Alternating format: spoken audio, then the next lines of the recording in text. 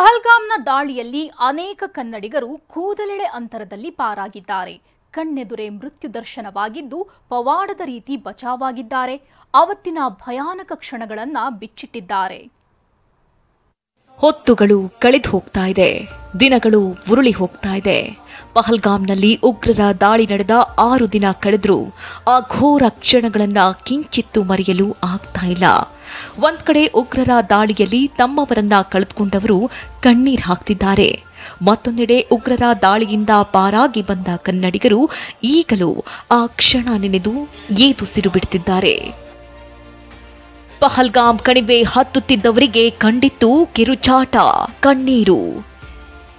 ಸ್ಥಳೀಯರಿಂದಲೇ ಚಿಕ್ಕಮಗಳೂರಿನ ಕುಟುಂಬ ಬಚಾವ್. ಚಿಕ್ಕಮಗಳೂರು ನಗರದ ರಾಮೇಶ್ವರ ಬಡಾವಣೆಯ ಚಂದ್ರಶೇಖರ್ ಅವರು ತಾಯಿ, ಪತ್ನಿ ಹಾಗೂ 2 ಮಕ್ಕಳೊಟ್ಟಿಗೆ ಪಹಲ್ಗಾಮ್ ಪ್ರವಾಸಕ್ಕೆ ತೆರಳಿದ್ರು. ಇನ್ನು 5-10 ನಿಮಿಷದಲ್ಲಿ ಬೈಸರನ್ ಪ್ರದೇಶ ತಲುಪ್ತಾ ಇದ್ರು. ಆದರೆ ಅದೇ ಹೊತ್ತಿಗೆ ಮೇಲ್ಭಾಗದಿಂದ ಅನೇಕ ಪ್ರವಾಸಿಗರು ಕಿರುಚುತ್ತಾ ಕಣ್ಣೀರ್ ಹಾಕ್ತಾ ಓಡೋಡಿ ಬಂದಿದ್ದಾರೆ. ಈ ವೇಳೆ ಅಲ್ಲಿದ್ದ ಸ್ಥಳೀಯ ಮುಸ್ಲಿಮರು ಉಗ್ರರ ದಾಳಿ ಬಗ್ಗೆ ತಿಳಿಸಿದ್ದು ಚಂದ್ರಶೇಖರ್ ಕುಟುಂಬವನ್ನ ರಕ್ಷಿಸಿದ್ರಂತೆ. ನಮಗೆ ಹೇಳ್ತಾ ಇದ್ದಾರೆ, ಕ್ಲೋಸ್ ಆಗಿದೆ ರೋಡು, ಹಾಲತ್ ಖರಾಬ್ ಹೋಗಯೇ ಅಂತೇಳಿ ಹೇಳ್ತಾ ಇದ್ರು. ನಾವು ಇವ್ರು ಕೇಳಿದ್ರು, ನನ್ನ ಹಸ್ಬೆಂಡು, ಟೆರರಿಸ್ಟ್ ಅಟ್ಯಾಕ್ ಏನಾದರೂ ಆಗಿದೆಯಾ? ಆ ಥರ ಏನಿಲ್ಲ ಸರ್ ಅಂತೇಳಿ ಹೇಳಿದ್ರು. ತುಂಬ ಕೂಲಾಗೆ ನಮ್ಮನ್ನು ಹ್ಯಾಂಡಲ್ ಮಾಡಿಕೊಂಡು ಕೆಳಗಡೆ ಕರ್ಕೊಂಬಂದರು ಸರ್. ನಾವು ಸ್ವಲ್ಪ ದೂರ ಹೋಗಿ ನಾವು ಕೇಳಿದ್ದಕ್ಕೆ ಏನೂ ಅವರು ಡಿಸ್ಕ್ಲೋಸ್ ಮಾಡಲೇ ಇಲ್ಲ ಸರ್. ನಮಗೆ ನಿಧಾನಕ್ಕೆ ಕರ್ಕೊಂಬಂದು ಆಮೇಲೆ ಕೆಳಗಡೆ ಬಿಟ್ಟ ಮೇಲೆ ಹೇಳ್ತಾರೆ, ಇಲ್ಲ ಕಾರ್ ಪಾರ್ಕಿಂಗ್ ಹತ್ರ ಬಂದ ಮೇಲೆ ಈ ಥರ ಏನೋ ಬಾಂಬ್ ಕೊಟ್ಟು ಕಳಿಸಿದ್ದಾರೆ, ಆಮೇಲೆ ಶೂಟ್ ಔಟ್ ಮಾಡಿದ್ದಾರೆ, ಓಪನ್ ಫೈರ್ ಮಾಡಿದ್ದಾರೆ, ಕುದುರೆಗೆ ಶೂಟ್ ಮಾಡಿದ್ದಾರೆ. ಆಮೇಲೆ ಅಲ್ಲಿ ತನಕ ಅಷ್ಟೇ ನಮಗೆ ಗೊತ್ತಾಗಿದ್ದು. ತಿಂಡಿ ತಿನ್ನುತ್ತಾ ಕೂತಿದ್ದಾಗಲೇ ಉಗ್ರರ ಫೈರಿಂಗ್. ಉಗ್ರರ ದಾಳಿಯಿಂದ ಪಾರಾದ ಶಿರಸಿಯ ಕುಟುಂಬ. ಇನ್ನು ಉತ್ತರ ಕನ್ನಡ ಜಿಲ್ಲೆ ಶಿರಸಿಯ ಗುಬ್ಬಿಗದ್ದೆಯ ಪ್ರದೀಪ್ ಹೆಗಡೆ ಪತ್ನಿ ಶುಭಾ ಹಾಗೂ ಪುತ್ರ ಸಿದ್ಧಾಂತ್ ಜೊತೆಗೆ ಅವತ್ತು ಪಹಲ್ಗಾಮ್ ಪ್ರವಾಸಕ್ಕೆ ತೆರಳಿದ್ರು. ಅಂದು ಮಧ್ಯಾಹ್ನ ಬೈಸರನ್ ಮೇಲ್ಭಾಗದಲ್ಲಿ ಒಂದಷ್ಟು ಫೋಟೋ ಬೇರೆ ಕಡೆ ಹೋಗಲು ಸಜ್ಜಾಗಿದ್ರಂತೆ. ಆಗ ಮಗ ತಿಂಡಿ ಕೇಳಿದ್ದು, ಮೂವರು ತಿಂಡಿ ತಿಂತಾ ಇದ್ದಾಗ ಪಟಾಕಿಯಂತಹ ಸದ್ದು ಕೇಳಿದೆ.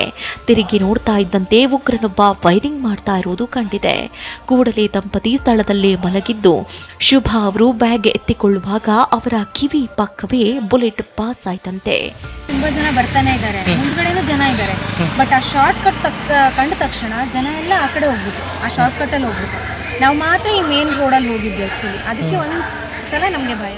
ಕಣ್ಣೆದುರೇ ಉಗ್ರರನ್ನ ಕಂಡು ಪ್ರದೀಪ್ ಕುಟುಂಬ ಸ್ಥಳೀಯರು ಹೇಳಿದಾಗ 50-50 ಚಾನ್ಸ್ ಅಂತ ಓಡಿದ್ದಾರೆ. ಗೇಟ್ ಬಳಿ ನೂಕುನುಗ್ಗಲಾಗಿ ಬಿದ್ದಿದ್ದು ಕೆಸರಲ್ಲಿ ಕಾಲು ಹೂತು ಹೋಗಿತ್ತಂತೆ. 20 ನಿಮಿಷ ಬುಲೆಟ್ ಸದ್ದು ಕೇಳಿಸಿದ್ದು ಕುದುರೆ ಸವಾರಿ ಮೂಲಕ ಪಾರಾಗಿದ್ರಂತೆ. ಆದ್ರೆ ಶ್ರೀನಗರಕ್ಕೆ ಬಂದ್ರೂ ಘಟನೆ ಭಯ ಹೋಗಿರ್ಲಿಲ್ಲ ಅಂತ ಆ ಕ್ಷಣಗಳನ್ನ ಪ್ರದೀಪ್ ಹೇಳ್ಕೊಂಡ್ರು. ಅಲ್ಲಿ 3 ಜನ ಗನ್ ಹಿಡ್ಕೊಂಡು ಸಿವಿಲ್ ಡ್ರೆಸ್ ಅಲ್ಲಿ ಇಟ್ಕೊಂಡಿದ್ದಾರೆ. ನಮಗೆ ಮತ್ತೆ ಒಂದು ಕ್ಷಣ ಭಯ ಆಯಿತು, ಇವರು ಯಾರು ಪೊಲೀಸಾ? ಯಾಕೆಂದ್ರೆ ಅಲ್ಲಿ ಮಿಲಿಟರಿ ಯೂನಿಫಾರ್ಮ್ ಅಂತೂ ಇಲ್ಲ, ಅವರು ಸಿವಿಲ್ ಡ್ರೆಸ್ ಅಲ್ಲಿ ಇದ್ದಾರೆ. ಮುಖ ಕಾಣಿಸ್ತಿತ್ತು, ಕಾಶ್ಮೀರಿ ಫೇಸ್. ರಾತ್ರಿ ಹೆದರಿಕೆಯಲ್ಲೇ ಸ್ಟೇ ಆದ್ವಿ, ಏನಾಗುತ್ತೋ ಏನೋ ಗೊತ್ತಿಲ್ಲ. ಬಟ್ ಹೋಟೆಲ್ ಹೊರಗಡೆ ಎಲ್ಲ ಕಂಪ್ಲೀಟ್ ಮಿಲಿಟರಿ ಸೆಕ್ಯೂರಿಟಿ ಇತ್ತು. ಅಷ್ಟಿಲ್ಲ, ಭಯ ಅನ್ನೋದು ಹೋಗಿಲ್ಲ. ರಾತ್ರಿವರೆಗೂ ಬೆಳಗ್ವರೆಗೂ ಹೊಂಡಾದಲ್ಲಿ ಆವಿತು ಮೈಸೂರಿನ ದಂಪತಿ ಬಚಾವ್. ಇನ್ನು ಪಹಲ್ಗಾಮ್ಗೆ ಮೈಸೂರಿನ ಪ್ರಸನ್ನ ಕುಮಾರ್ ದಂಪತಿಯೂ ತೆರಳಿದ್ದು 22ರ ದಾಳಿಯಲ್ಲಿ ಪಾರಾಗಿದ್ದಾರೆ. ಉಗ್ರರ ದಾಳಿ ವೇಳೆ ಹೊಂಡಾದಲ್ಲೇ ಆವಿತು ಪಾರಾದ್ವಿ ಅಂತ ಆ ಘೋರ ಕ್ಷಣವನ್ನ ಎಕ್ಸ್ ಖಾತೆಯಲ್ಲಿ ಪ್ರಸನ್ನ ಕುಮಾರ್ ಹಂಚಿಕೊಂಡಿದ್ದಾರೆ.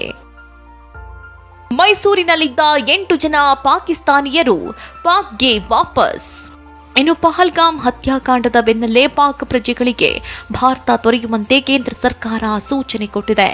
ಮೈಸೂರಿನಲ್ಲೂ 8 ಮಂದಿ ಪಾಕಿಸ್ತಾನಿ ಪ್ರಜೆಗಳಿದ್ರು.